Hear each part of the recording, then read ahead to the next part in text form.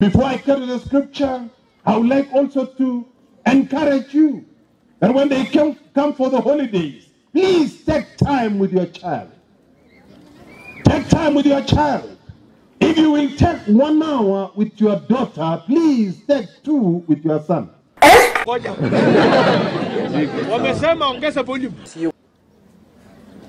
Yeah. I am saying because I am a man. And I have never been a woman before. I'm another woman today. But it's important to know that there are issues coming upon the boy child. The boy child today is being called by God. Now I ask that you parents, even if you come together, 2 of you, 3 of you, a community of 5 parents, 5 fathers, 5 men, and bring together some sons. Let them hear what every man should know. The trouble with parents today is that they are asking the question, what will happen with our men in the coming days? Think about your child. In church, I ask them questions. I ask the question. There is a complaint from your parents that you sleep until 10, until 11. And they say, oh yeah, because there is some free data that comes before midnight. I say, data makes you to sleep? They say, no. I was awake when they were asleep. So when they wake up, I also sleep. Think about a father like that in the coming 10 years. What manner of a father will that be? If there is a fear that every person under the sound of my voice today must fear, is what will happen with the man. I go to schools and I hear stories and I hear slogans like this, that what a man can do. Let's do it together again. What a man can do. Let me tell you, that statement looks very innocent and looks very supportive to the woman. But let me tell you, it's a scare to the man.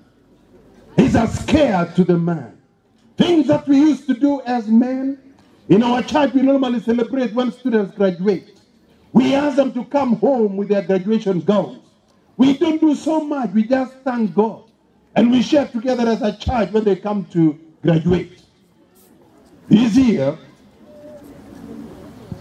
we celebrated a girl who did civil engineering and arrived with first-class honors from Jomo Kenyatta University of Agriculture and Technology.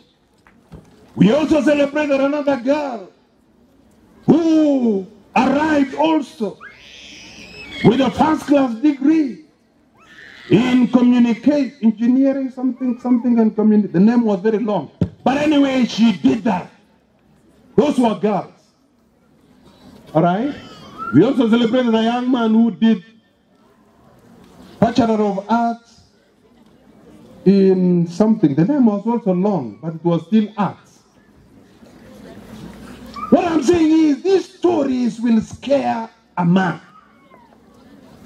And we need to do it deliberate. Listen to your child. Impact your child. Let's see the man rising up. Let's see the man going through university. Let's see the young man while it is still day being secured while they are still in primary school. I ask you, ladies and gentlemen, I am a pastor of sound mind. I don't intend to waste your time. But I just ask you, go and take time with your son. Maybe that's where your future will lie. When all the fanfare is gone, you would like to hear a voice that comes from a son that can answer questions in their generation. This is not to say there's a problem with girls. No. No. We cannot have boys without women. Yes. But this is to say that we supported the girl for far too long. And I want everyone who cares to hear that men, that's in high school now. In high school, when the boy child is subjected to pressure, the pressure of the absence of school fees, the pressure of trouble that is at home, they give up.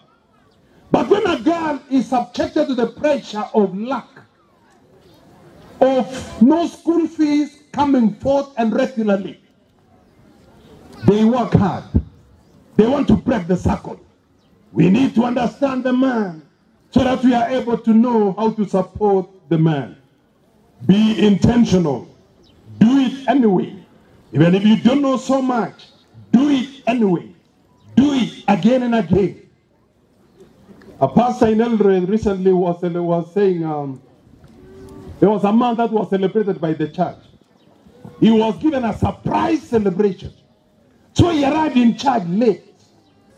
And he was driving an old car, pictured 504. And as he arrived, he did what he normally do. And in that church they had prepared, in fact the ladies had prepared to celebrate that man. The man was ambushed and he was shocked. He was surprised. And as they celebrated him, they told him the reason why he was being celebrated. They told him, we are celebrating you today because you have been so intentional. Every time you come to the parking at the church, we see you pull up, close your door, go around your car, and open the door for your wife. We have seen this for a long time. And today, the ladies in this church decided to celebrate you. And we want you to tell us how it is in your home. You have about 10 minutes. Otherwise, we have a gift for you, we celebrate you, and we tell every man to be doing that. So the man said, indeed, I love my wife. And we have walked in this love very well. There have been valleys and mountains. And as he closed his speech, he said, but now as for opening the door, actually, I've been opening the door because I feel I'm responsible. The ladies clap. And he said, I feel I'm responsible because the car that we use actually cannot open from inside.